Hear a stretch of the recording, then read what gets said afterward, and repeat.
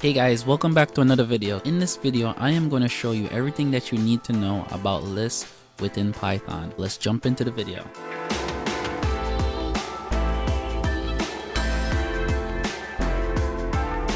What is a list? A list is a collection of elements or items. A list is a changeable or mutable data structure, meaning you can change your list during the execution of your Python code. You can store all the Python data types within a list. Let's look at initializing a list within Python. You can create a list by declaring a variable like this, and open brackets and close brackets will signify to the Python interpreter that you are declaring a list. And then within the list, you would put your elements or items. I am going to store integers within this list. You also can declare a list by using the list function like this, and you need to put your open brackets and close brackets like that. A list can store many different data types. You can have a list that looks like this, where you store all the different data types within Python within your list. So you can store integers, booleans, list of a list, all the data structures that Python has you can store within your list. If you're coming from a language such as Java or C++, Python lists may remind you of arrays. However, arrays and lists differ a lot. For example, in Java, you cannot mix your data types, and you must declare to the Java compiler how much memory to allocate to the array. In Python, you don't need to specify the amount of memory you need. You can grow and shrink your list as needed, unlike Java arrays. Under the hood, Python anticipates the amount of memory you may need and will allocate the memory as needed. Looking at the performance of a list in Python may need its own video. An index points to the memory location of an element in a list. We can use the index to access an element within the list. I have created this list here called mylist. Mylist has 5 elements in there. You might be quick to think that there's 6 elements. However, it's not 6 elements. It's 5 elements because Python starts counting at 0. So if I was to go ahead and add the index in, you will see that 1 is in 0 place, and then 2 is in the 1 place, 3 is in the 2 place, etc. And we can use the index to access these elements. So if I wanted to print out 1, I would need to do this, and that would return to me 1. If I wanted to access the second element within the list, that's going to give me 3. If I want to access the second one, that would give me 2.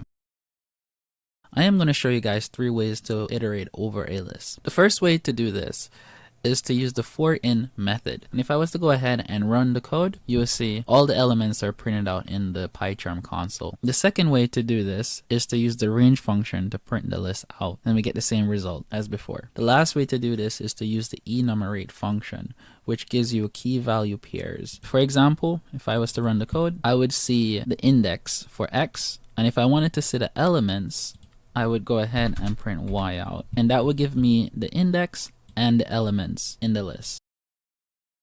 There are 2 ways to add an element to a list in Python using the append and insert methods.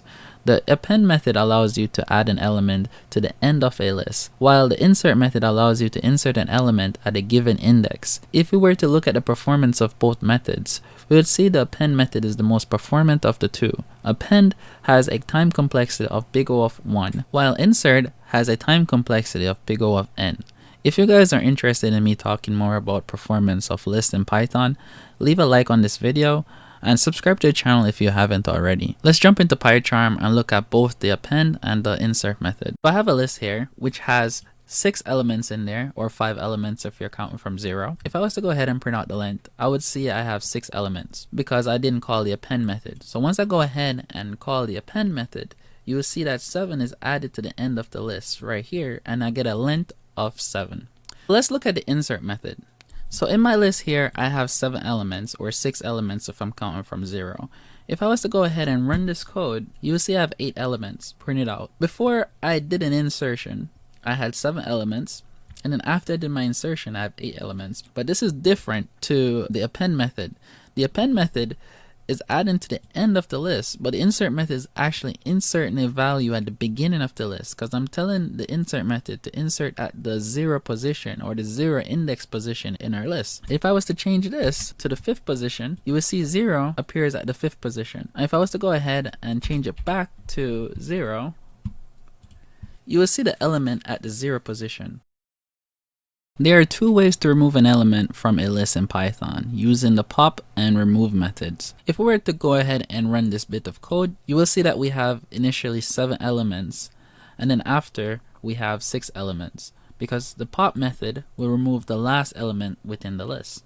We can also pass an index to the pop method. We could pass 0, which will remove the first element from the list, which will be the 1. Now you can see our list have the 1 removed. Now let's look at the dot remove method. So I have my list here I created. So let's run the code, and you'll see here I had 7 elements initially, and then after I have 6, and I'm trying to remove 5. So you can see now 5 is gone. So you have to pass into the dot remove method the item that you want to remove. Instead of passing an index, you pass an item. So if I wanted to remove 7 and I run, I would see 7 is gone from my list. And if I wanted to remove 1 from my list, I would see my 1 is removed from my list. If you want to check if an element is present in a list, use the in keyword to check if that element is present. So if I was to go ahead and run this code, you would see yes come back because 1 is present in the list. If I was to add 100 here, you would see no come back because 100 is not present in the list. And if I was to go ahead and uncomment this code here and run, you will see true come back because 1 is present in the list. If I was to go ahead and do 100, you will see false come back because 100 is not present in the list. If you want to clear a list, you can just call the clear method. I have a list here I have created, which is going to have 10 duplicates of 0. And what I'm going to do is call the clear method, and that's going to empty my list out for me. So let's run the code. You can see I have 10 zeros in my list, and here you can see my list is empty after calling the clear method. If you have a list with numeric values and you would like to sort the items in the list, you can use the dot sort method or the built-in sorted function. The key difference between the two, the dot sorted method will sort the list in place and modify the original list, but the built-in sorted function will create a new list and not modify the existing list. Let's look at this in action. So if I was to go ahead and call sort, and I was to print my list 3 out, and if I run, you will see my list is in order. If I was to go ahead and call the sorted function, you would see I would have to store my new list within a variable and then call the sorted function on my list 3, and then I would print out my list 3. Now I'll go ahead and run.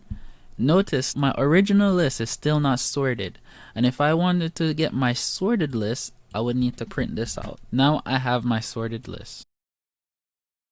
If you want to copy a list in Python, you would need to use the .copy method. However, there is another way to copy in Python. You might naively think that you can go ahead and create a variable called fruits or a list called fruits and store your items within that list. And then in your copy variable, you create a new variable called fruits copy, and then you would point to your fruits list. If I was to go ahead and run this code, you will see something strange happen. So you see when I print the fruit copy, I'll see a copy of the fruits. And then if I go ahead and append to my fruit copy, you would see I'm appending to the fruits list and the fruits copy list, which is not good because I'm appending to 2 lists.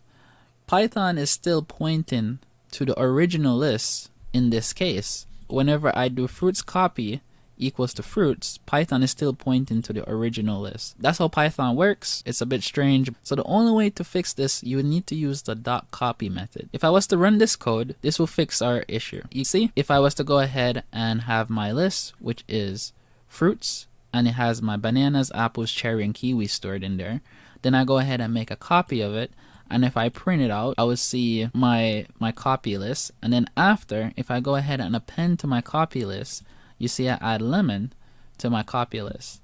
And then next, print out my original list. You can see lemon is not appended to it. The last thing we're going to talk about is list comprehension. List comprehensions allow you to write shorthanded code to manipulate Python lists. So for example, if you wanted to add 10 elements to your list, normally what you would do is go ahead and declare an empty list and then create a for loop and then append the values from the for loop to the empty list like this. and then you would get 10 elements to your list. But there is a shorter hand way of doing this using list comprehensions. So I'm going to go ahead and comment this out, and if I was to run this, and I would get the same thing. So basically what I'm doing is in one line creating a for loop to add elements to my list. So guys, that's everything you need to know about lists in Python. If you haven't subscribed to the channel yet, subscribe to the channel. And if you guys like this video, give it a thumbs up. And also, if you have any questions, leave it in the comments below. Alright, I'll catch you guys in the next video.